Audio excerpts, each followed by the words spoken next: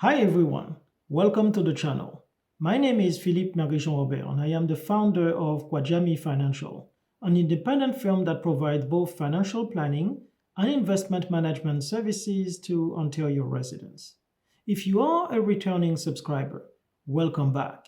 If you are new to the channel and would like to learn more about financial planning and investment, please click the subscribe button and the notification bell so you don't miss any upcoming videos.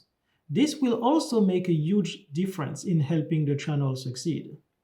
Are you the victim of your own biases? Many investors are very analytical in their approach, while others are more inclined to make emotional investment decisions.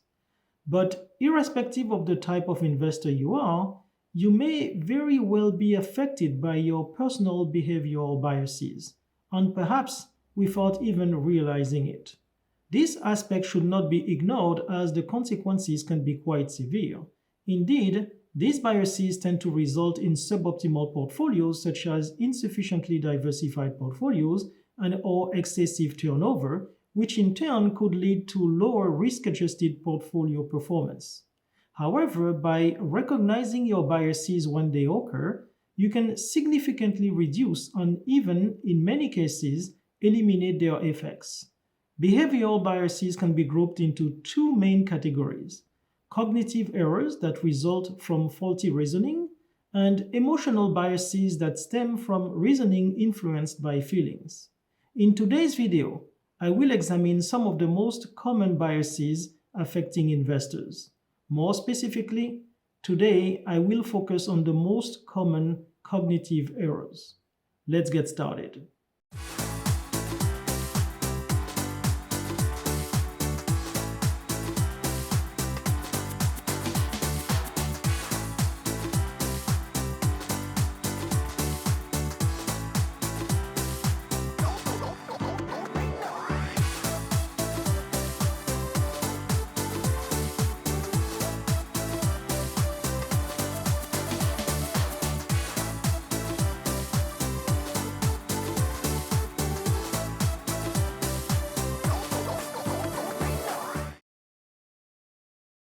Cognitive errors are one class of behavioral biases, and they are themselves grouped into two subcategories: belief perseverance biases that relate to cognitive dissonance, which is the mental discomfort people might feel when new information conflicts with their beliefs, and information processing biases that result from processing or using information in a non logical manner. The first cognitive error is known as confirmation. Confirmation bias occurs when individuals only look for information that reaffirms their beliefs and ignore all information that contradicts their principles and opinions. One example of confirmation bias is eyewitness accounts. Before forensic science became an integral part of the criminal justice system, prosecutors' cases were fundamentally based on eyewitness accounts. However, today there are mounting evidence that confirmation bias can greatly influence eyewitnesses to make non-factual statements. Indeed, many wrongful convictions involving confirmation bias by witnesses have eventually been overturned. Another example of confirmation bias is when an individual, after having made an investment, disregards any new information that would contradict the analysis initially made to justify the investment. The second cognitive error is representativeness. Representativeness occurs when individuals classify new information based on past experiences and previously established classifications. An example of representativeness is when, under uncertainty, an investor believes that an outstanding historical performance of a given security is representative of the performance that the security will generate in the future. Another well-known cognitive error is called illusion of control. Illusion of control occurs when people believe they can control or influence a specific outcome when in fact they cannot.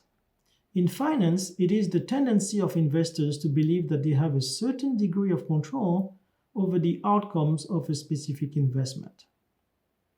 Another real-life example of illusion of control was highlighted in a research study that found that people are willing to pay more for a lottery ticket if they get to choose the numbers themselves than if the numbers are randomly chosen by a computer. The fourth cognitive error is hindsight. Hindsight occurs when individuals see past events as having been predictable and reasonable to expect at the time the events occurred. Most investors have made at least one poor investment decision. Afterwards, some of them may find many reasons why they should have waited longer before buying or selling a particular investment. Unfortunately, the reality is that in the vast majority of cases, information that would have caused investors to change their mind came after the trade was executed. And so those investment decisions can only be judged with the information available at the time. Hindsight bias makes past events more predictable than they actually were. Worse, the impression that past events were predictable leads investors into believing that future events are more predictable than they really are, which can in turn lead to overconfidence. Another cognitive error is anchoring, which occurs when an initial piece of information influences one's subsequent judgment. Anchoring is a bias towards an arbitrary benchmark. For example, if you see a product or an investment offered at $100 and then later see that same product or investment opportunity again, this time at $75, you may be more inclined to purchase the product or make the investment. Another very common cognitive error is framing. Framing occurs when people answer a question differently based on how the question was asked or framed. Say you are at the grocery store looking at two products, one that says 10% fat and the other 90% fat-free. Most people would tend to gravitate towards the second product. The same behavior can occur when making investment decisions. Because behavioral biases are likely to result in suboptimal portfolios and lower risk-adjusted performance, it is therefore important to moderate these behavioral biases to reduce and, ideally, eliminate their effects. I will discuss more about that at a later time.